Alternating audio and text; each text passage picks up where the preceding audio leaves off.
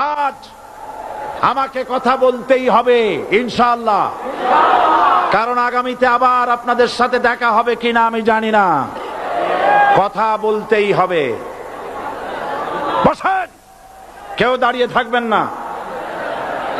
আমি দেখতে পাচ্ছি বাংলাদেশের ভাগ্য আকাশে উত্তর গগনে কালো মেঘ জমা হয়েছে, ঝড়ের পূর্বাভাস লক্ষ্য করছি।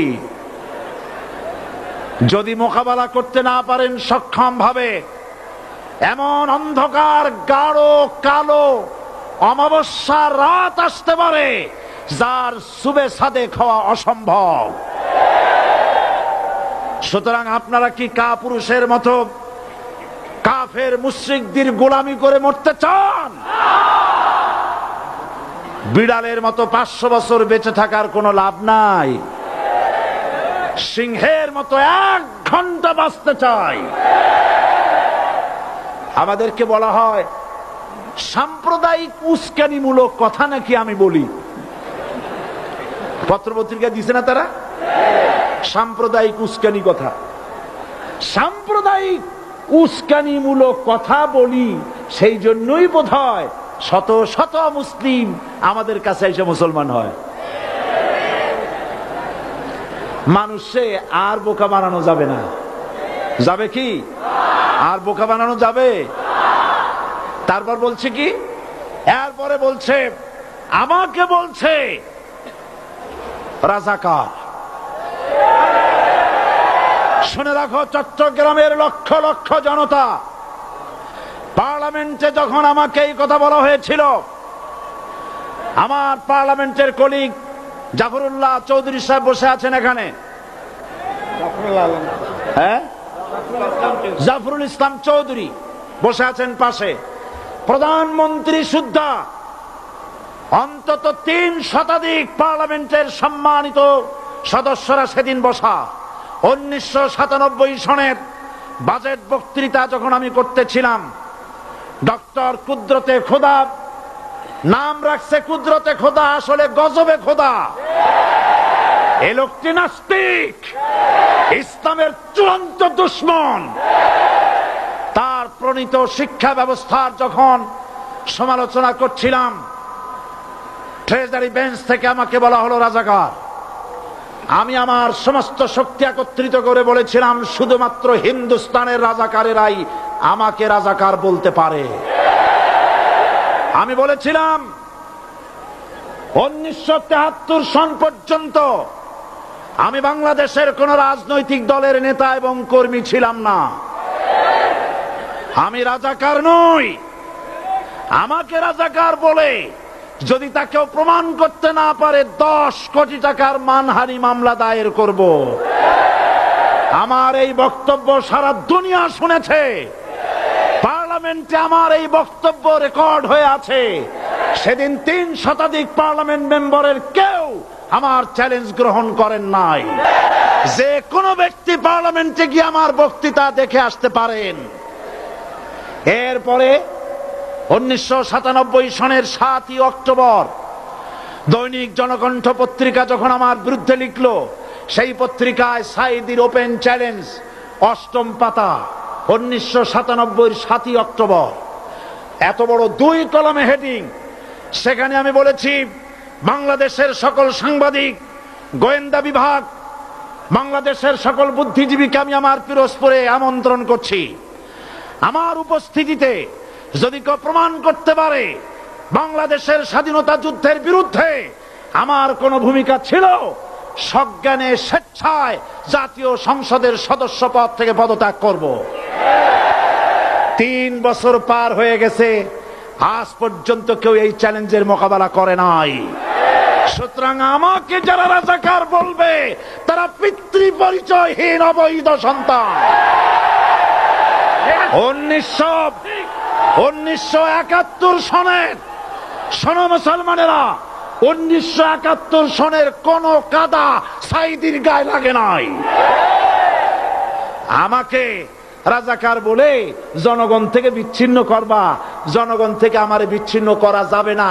কারণ এই জনগণ আমার জন্য আসে না, এই জনগণ আসে আল্লাহর কোরআনের জন্য।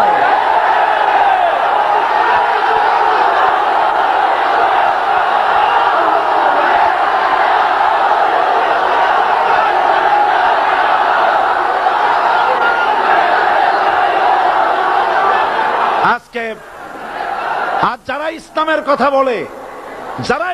কথা বলে, তারাই রাজাকার, তারাই মৌলবাদী।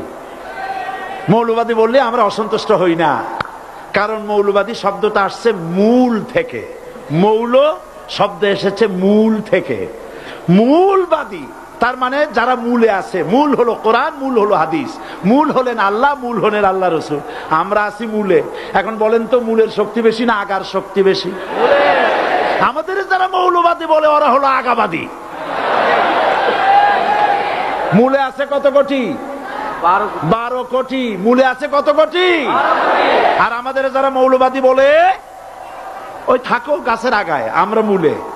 লাভালাভি বেশি করবা না, 12 কোটিতে গাছের গোড়া আসতে নানা দেবে, মামু বাড়ি দিল্লি গিয়ে পড়বা, বাংলার জমিনে জায়গা হবে না।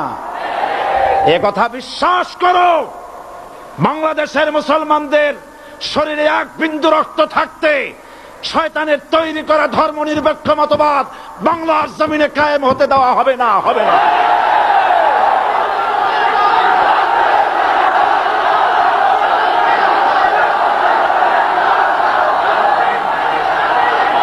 রাসূল করিম সাল্লাল্লাহু আলাইহি ওয়াসাল্লাম কোরআন প্রতিষ্ঠার জন্য আন্দোলন করেছিলেন। আয়াতুল কুরসি আমাদের সে কথাই শিখেছে।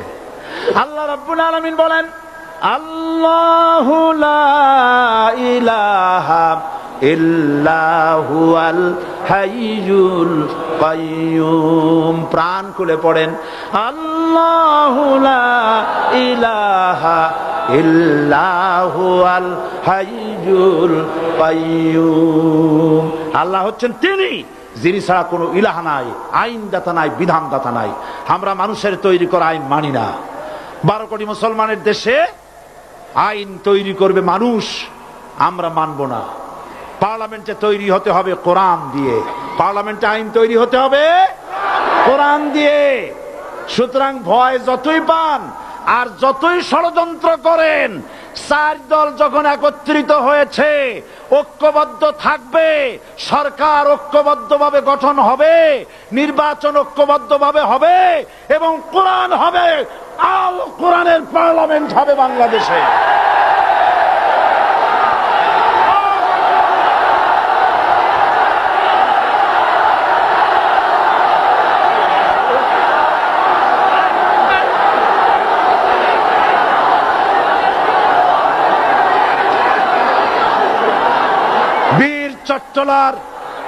বীর চট্টলার মুসলমানেরা, বীর চট্টলার মুসলমানেরা স্বাধীনতার ঘোষণা এই চট্টগ্রাম থেকে স্বাধীনতার মহান ঘোষক প্রেসিডেন্ট জিয়াউর রহমান সাহেব দিয়েছিলেন।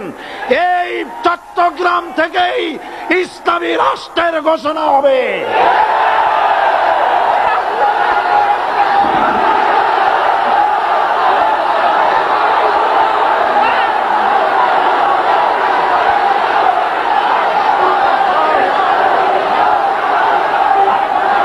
আশাবাদী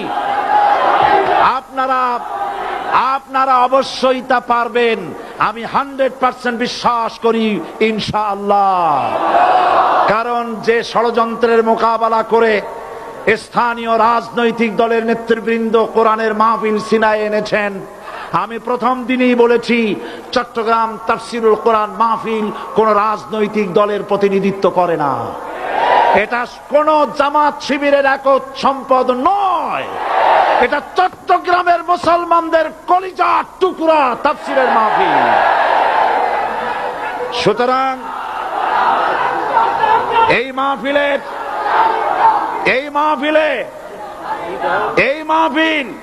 চট্টগ্রামে থাকবে ইনশাআল্লাহ কিয়ামত পর্যন্ত। 144 ধারা 288 হয়ে গেছে, ষড়যন্ত্র পায় পায় চলে গেছে। আমি ওই সব ছেলেদের বলি, সরকারি দলের ছাত্র হইয়া মুসলমানদের বিপক্ষে যাইও না। এদেশের ভাগ হয়ে